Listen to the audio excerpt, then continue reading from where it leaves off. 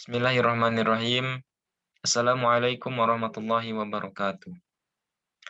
Al-Mukarramah Al-Ustadzah Dina Marlina Dr. MAG wa jami'il asdiqai al-ahibba wal a'izza.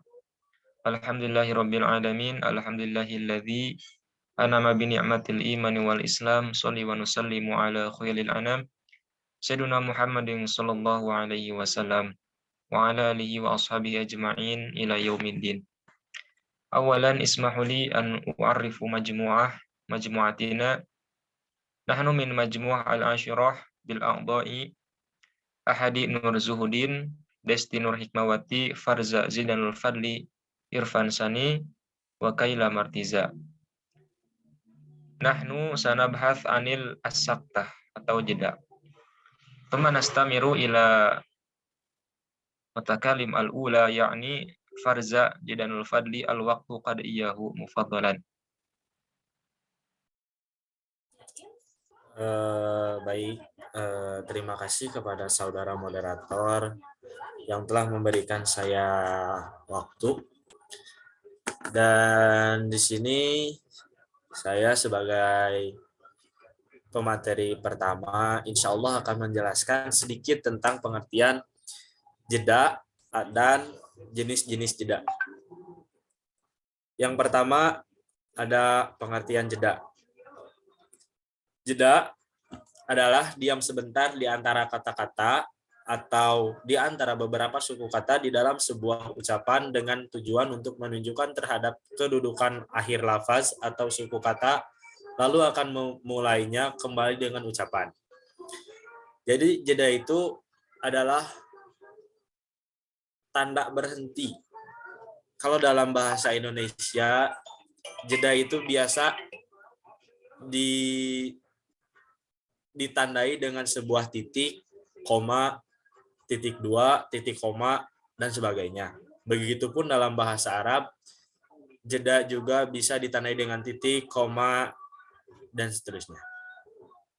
Kemudian, jeda ini terjadi di antara bentuk linguistik, baik antar kalimat, antar frase, antar kata, antar morfem, antar silaba, maupun antar fonem. Jeda di antara dua linguistik yang lebih tinggi tatarannya. Jeda antar kalimat, lebih lama kesenyapannya. Jeda antar frase, lebih lama dibanding dengan jeda antar kata. Begitu juga dan seterusnya. Jadi di sini ada jeda antar linguistik, ada jeda antar kalimat. Nah, jeda antar linguistik ini terjadi lebih tinggi di antara jeda-jeda yang lainnya, seperti jeda garis baru atau alinea baru. Jeda antar kalimat itu ditandai dengan sebuah titik, tapi tidak dengan alinea baru atau garis baru. Kemudian jeda antar frase itu bisa ditandai dengan strip ataupun dengan yang lainnya. Nah, begitu pula dengan jeda yang lainnya. Kemudian di sini ada jenis-jenis jeda. Jenis-jenis jeda ini terbagi menjadi dua. Yang pertama itu adalah jeda final, dan yang kedua adalah jeda non final. Nah, apa itu jeda final? Jeda final yaitu perhentian di akhir kalimat dan menandai intonasi berakhir. Jadi jeda final ini biasanya ditandai dengan sebuah titik. Kemudian yang kedua ada jeda non final. Jeda non final yaitu perhentian di tengah kalimat yang menandai frase tertentu. Bisa ditandai dengan koma, strip, ataupun yang lainnya. Nah, kemudian jeda juga dapat dibedakan menjadi empat jenis jeda, yaitu diantara lain sendi tambah, yang kedua sendi tunggal, kemudian mohon ini PPT-nya ke bawah dulu sebentar. Nomor 3-nya ada sendi rangkap, Dan yang keempat ada sendi kepang rangkap. Sendi tambah di ini lagi PPT-nya, maaf. Yang atas. Nah, sendi tambah yakni jeda yang berada di antara dua suku kata. Ukuran panjangnya kurang dari satu fonem. Misalnya suk tambah ron. Jadi syukran. Kemudian lai plus sa. Jadi laisa. Jadi jedanya itu tidak terlalu lama. Kemudian yang kedua itu ada sendi tunggal atau garis miring tunggal. Jeda yang berada di antara dua kata dalam frase. Ukuran panjangnya satu fonem. Misalnya fil jami'ah. Fil bait, ilal baiti, minal masjid. Jadi jedanya itu nggak terlalu lama. Fil jami'ah, ilal baiti, min masjidi. Itu nggak terlalu lama jedanya. Kemudian yang ketiga itu ada sendi rangkap atau garis miring ganda. Yakni jeda yang berada di antara dua fungsi unsur klausa atau kalimat di antara frase dan fa'il, di antara fi'il dan fa'il, mohon maaf. Misalnya, Umi dhahaba ila suq. Ahmad lam ya'ti. Jadi jedanya itu agak lama. Sendi rangkap ini jedanya itu agak lama. Umi dhahaba ila suq. Ahmad lam ya'ti. Nah, gitu ya. Kemudian yang keempat itu ada sendi kepang rangkap. Bisa ditandai dengan tanda pagar. Yakni jeda yang berada sebelum dan sesudah tuturan sebagai tanda diawali dan diakhiri tuturan.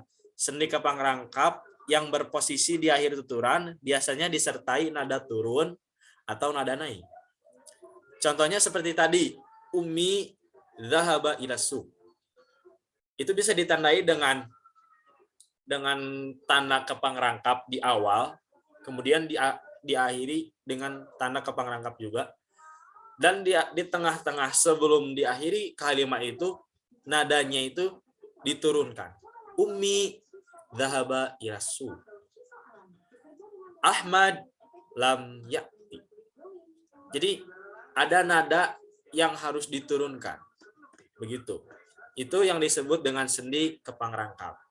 Mungkin itu yang bisa saya sampaikan. Mohon maaf apabila ada pengucapan yang salah. Syukron, saya kembalikan kepada moderator. Syukran ila akhuna Farza alladzi qad syaraha al-maddah. Summa nastamiru ila al-mutakallim at-tali ya'ni ana bi nafsi. Saubayinu 'anil fungsi jeda bahasa.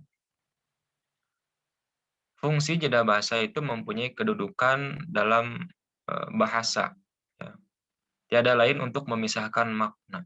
Nah, dengan makna letaknya jeda antara kumpulan kalimat dalam kedudukannya yang berbeda-beda itu mempengaruhi makna. Jadi inti dari fungsi jeda itu terletak pada fungsi penyesuaian atau pemisahan makna. Afwan, bisa dilanjut. Next. Nah, dalam fungsi jeda itu sebenarnya memiliki berbagai pola ya, yang terletak dalam suatu kalimat gitu. Nah, saya akan contohkan sekaligus pengenalan berbagai pola-polanya. Yang pertama itu contohnya kata jadalaka. Nah, kata jadalaka itu kalau kita mengucapkannya tidak dengan jeda alias diwasolkan maka bermakna ya naqasyak ya. Naqasyak artinya berdiskusi, jadalaka. Nah, apabila kita mengucapkan jada terus ada jeda plus atau langsung disambungkan laka, maka maknanya itu berubah lagi. Yang artinya khairu laka atau dalam arti kedermawanan. Yang kedua yaitu contohnya lagi seperti kalimat kallamatni, artinya bermaksud telah menceritakan kepadaku. Apabila kita mengucapkannya menggunakan jeda, kalla, nah, jeda, terus mengucapkan matni, maka maknanya pula tentu akan berubah. Yang dimaksud telah melafalkan kepadaku. Nah, contoh yang lain juga ada pola seperti zahibah, ya, bermakna isim fa'il. Ya. Boleh di next. Nah, selanjutnya ada kata contoh dalam surah Al-Fatihah lafadznya alhamdulillahirabbil alamin. Ya. Alhamdulillahirabbil alamin ini kalau kita membacanya dengan mewasolkan, maka artinya itu segala puji bagi Allah Tuhan semesta alam. Akan tetapi kalau kita membacanya alhamdulillah tsumma rabbil alamin. Nah, hal ini tentunya sangat bertentangan dengan kaidah i'rab yang mana jikalau sudah terdapat jeda, maka kata rabbu itu dibaca rafa karena sebagai apa ya, istilahnya itu mubtada gitu kan. Mubtada harus rafa dan berkedudukan sebagai naat. Nah, itulah pola-pola dalam contoh-contoh seperti dalam surah Al-Fatihah tadi. Nah, kita selanjutnya ada juga pola eee, contohnya wa ma ya'lamu ta'wilahu illallah warrasikhuna fil ilmi yaquluna amanna bih.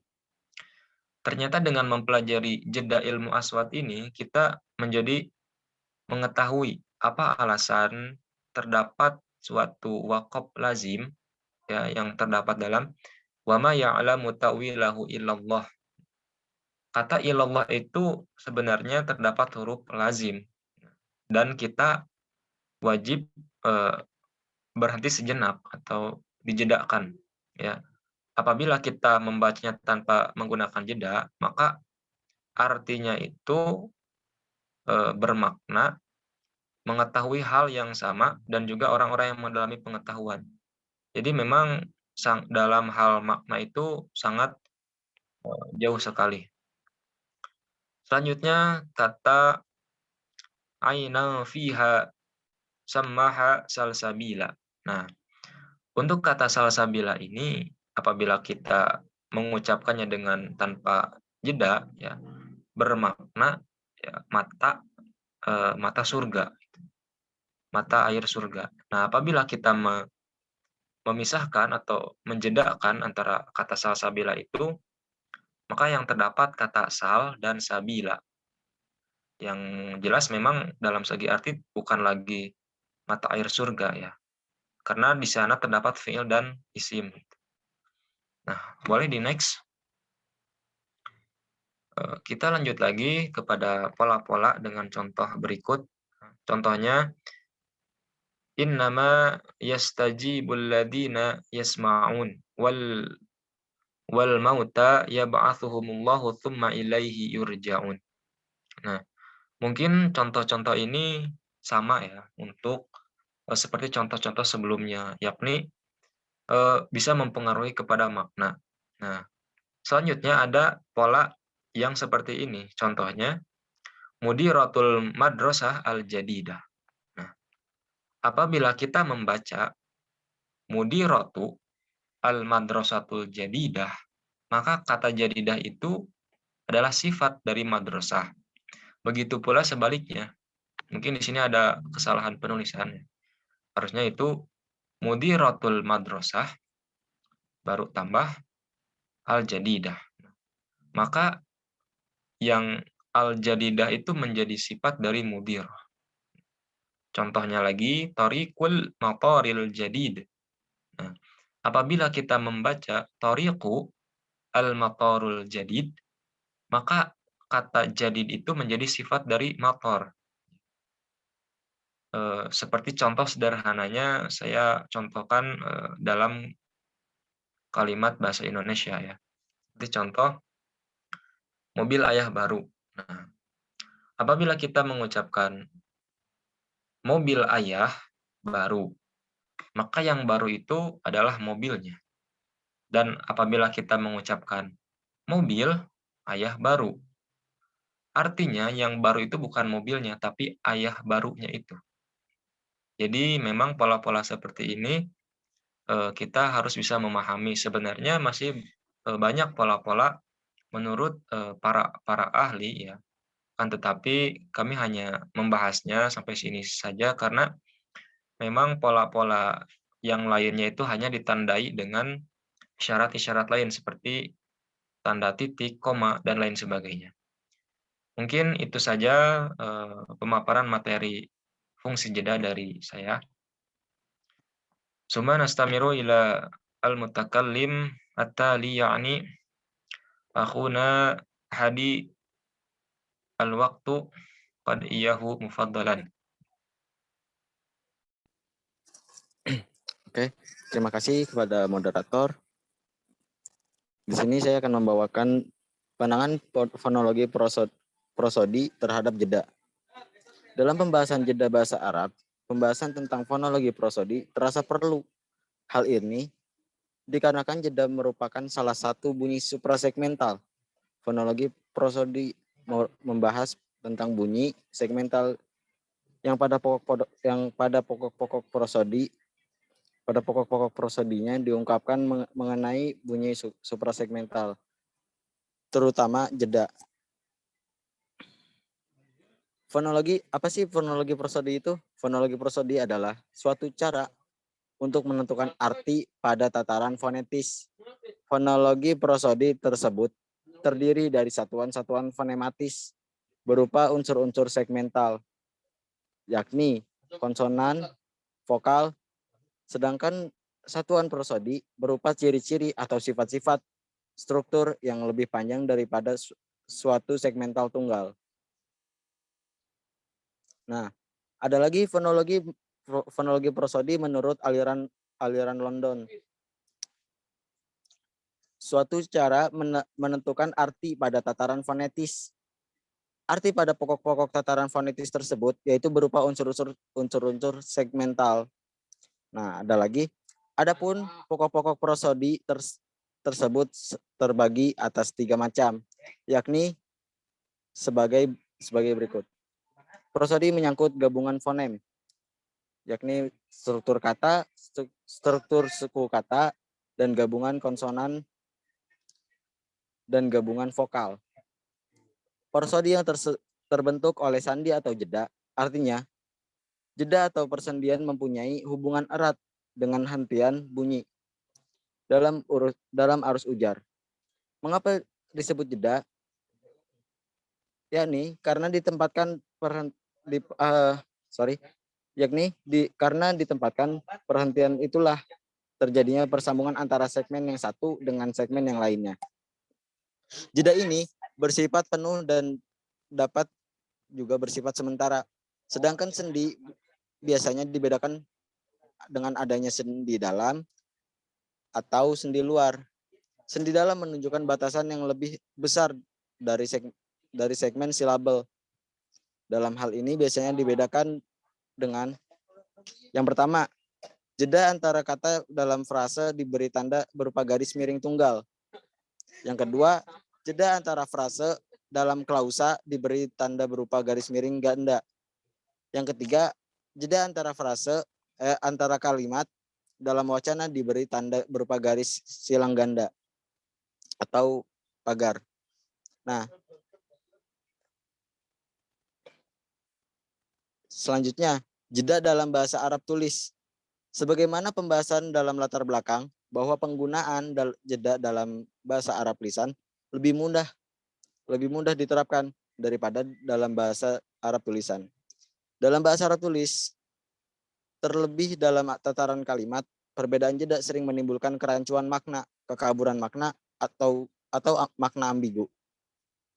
Sebagai antisipasi hal tersebut, perlu dilakukan pengkajian mengenai tata bahasa tulis, mengenai penggunaan jeda dalam bahasa Arab tulis, mengingat jeda memiliki fungsi sebagai pembeda makna. Selain itu, yang lebih penting lagi adalah agar tidak terjadi kekaburan makna. Bunyi suprasegmental lain seperti nada sudah memiliki aturan mengenai penulisannya. Untuk menunjukkan nada tanya menggunakan tanda tanya. Untuk menunjukkan kalimat seru atau perintah menggunakan tanda seru. Dan untuk mengajukan kalimat berita menggunakan tanda titik. Sedangkan penulisan bunyi suprasegmental yang berupa jeda dalam bahasa Arab masih belum jelas. Untuk mengkaji penggunaan jeda dalam bahasa Arab tulis perlu dikaji lebih dahulu mengenai tanda baca. Tanda baca merupakan bunyi suprasegmental dalam bahasa lisan. Bunyi suprasegmental merupakan fonem karena membedakan makna. Mungkin hanya sekian yang bisa saya sampaikan. Selanjutnya akan saya kembalikan kepada moderator. نعم طيب شكرا إلى أخينا أحادي الذي قد شرح المادة. ثم نستمر إلى المتكلمة التالية يعني الأختنا دستي. الوقت قد إياها مفضلا. شكرا إلى رئيس الجلسة.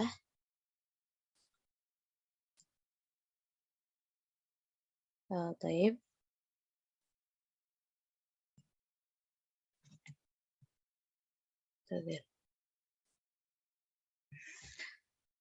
Alan syarah an perbedaan cara membaca jeda dalam bahasa Arab. Baik, di sini saya akan menjelaskan tentang perbedaan cara membaca jeda dalam bahasa Arab.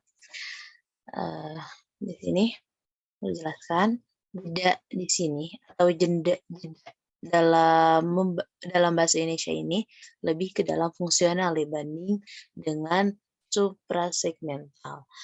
Nah, apa itu suprasegmental?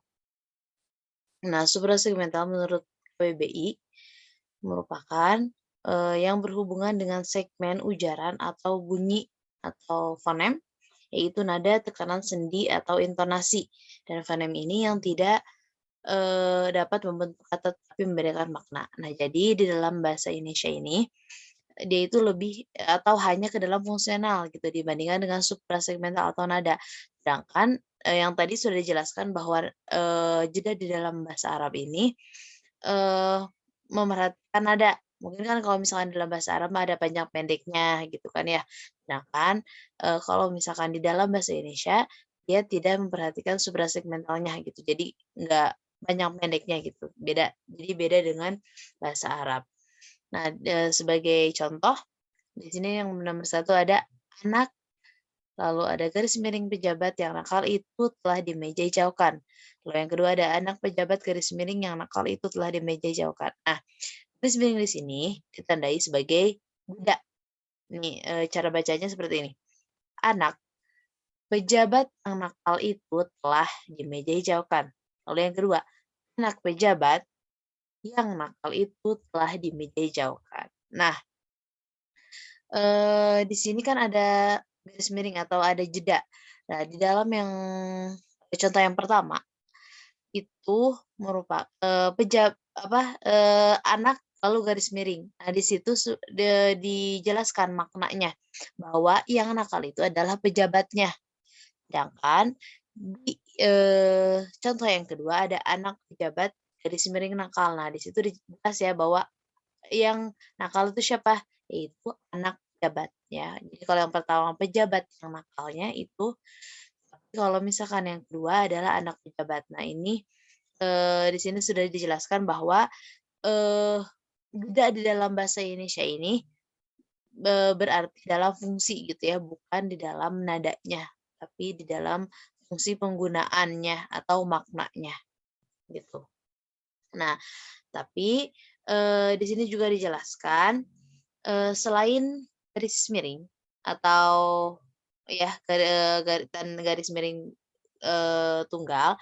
Nah, di sini dijelaskan menurut Mastur Muslih katanya di dalam penulisan untuk membedakan kekaburan makna pada frase-frase tersebut untuk membedakan maknanya itu tuh diberi dengan tanda hubung atau tanda strip.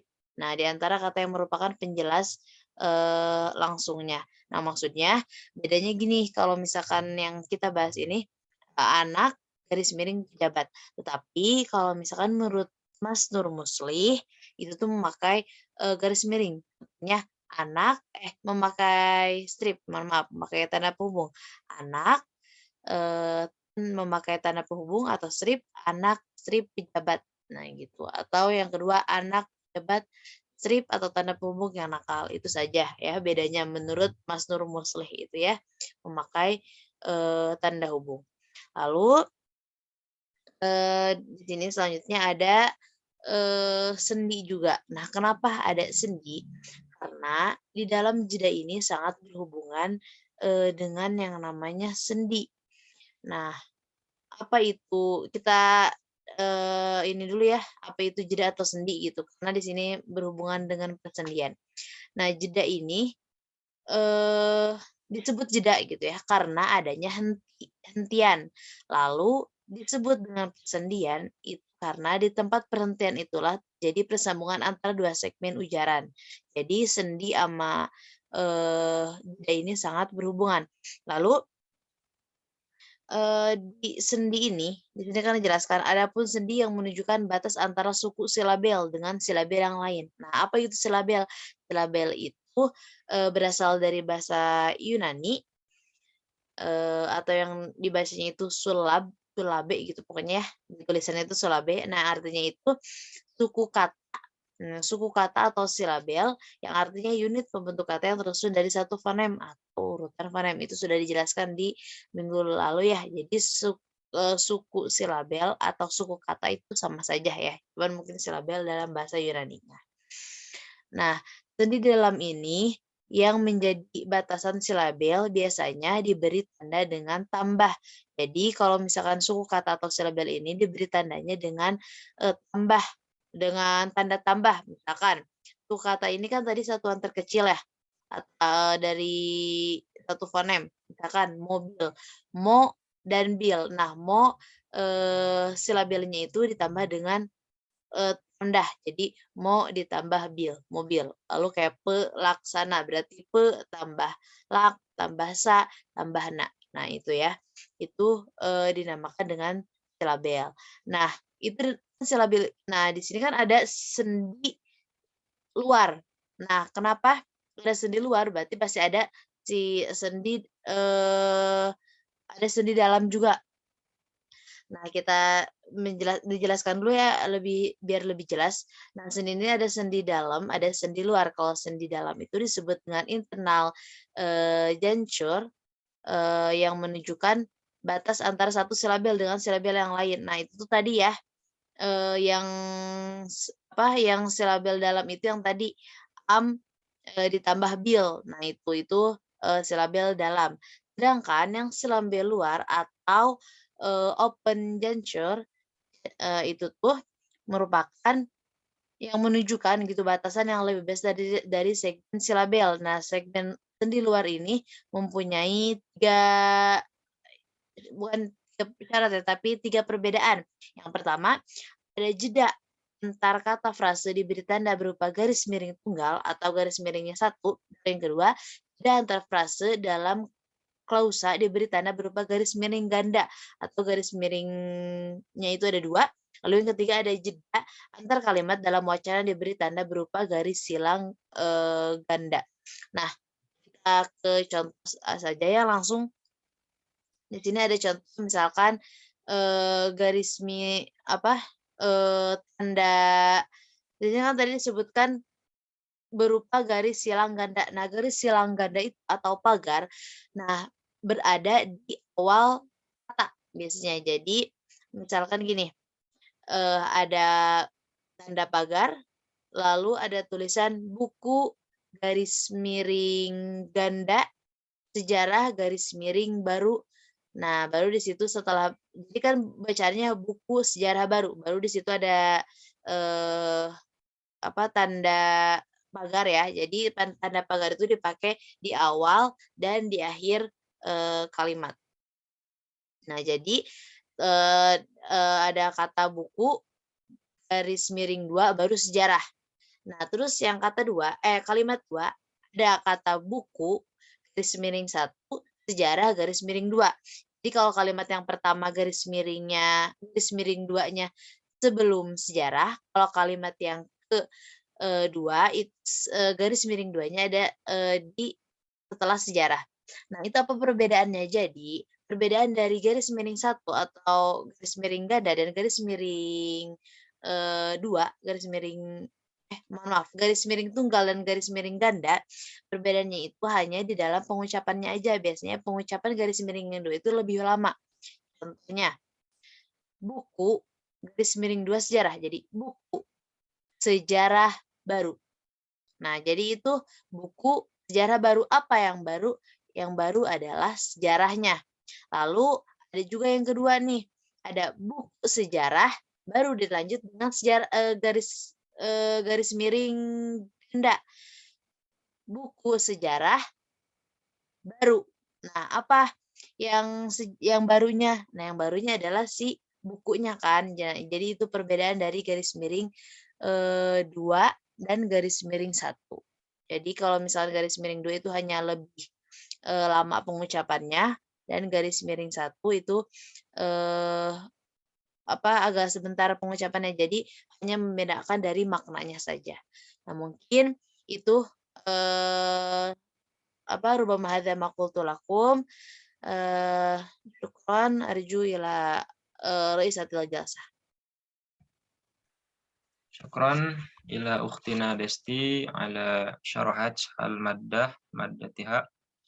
Summa nastamir ila al-mutakallimul akhir, yakni ukhtina Kaila Martiza. Al-waqtu iyaha mufaddalan. Baik, terima kasih kepada moderator yang telah memberikan saya waktu untuk menjelaskan materi terakhir, yaitu jeda dalam bahasa Arab. Jeda dalam bahasa Arab erat kaitannya dengan waqaf.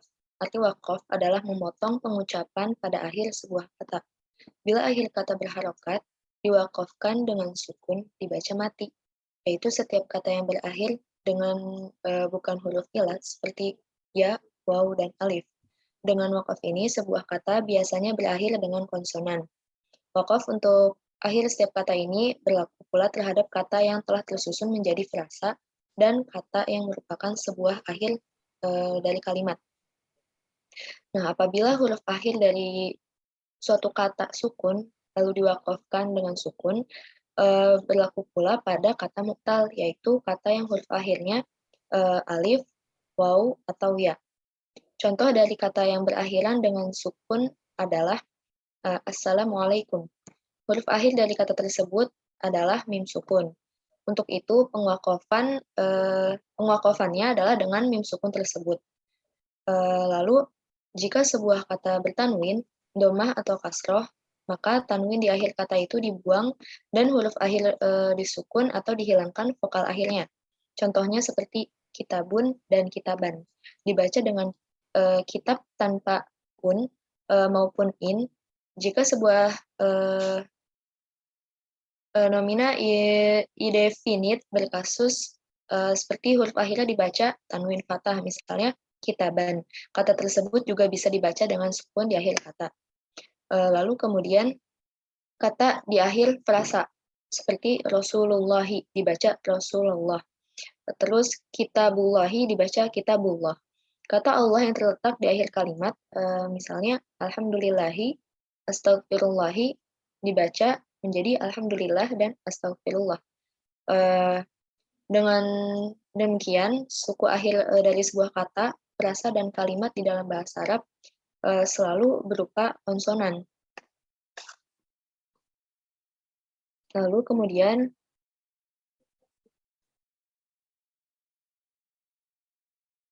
berdasarkan kaidah mengenai wakaf ini, kata-kata bahasa Arab yang bersuku dua seperti subhun, fikru, dan fahmun akan dibaca subh, fikr, dan fahm. Untuk kata-kata tersebut ditambahkan fonem e sehingga menjadi subh, fikr, dan fahm. Selanjutnya fonem e diubah dengan diberi fonem vokal sesuai dengan fonem vokal sebelumnya sehingga menjadi subuh, fikr, dan faham. Baik, sekian yang dapat saya sampaikan. Kurang lebihnya mohon maaf. Saya kembalikan kepada moderator. Syukran ila waktina kaila martiza ala bayani maddatiha. Rubama iktafaitu minna min majmu'ah al-ashirah af'an anil khata'u kathirah. Hadza wallahu yar'ana wa yahfadna. Walhamdulillahi rabbil alamin. Wassalamualaikum warahmatullahi wabarakatuh.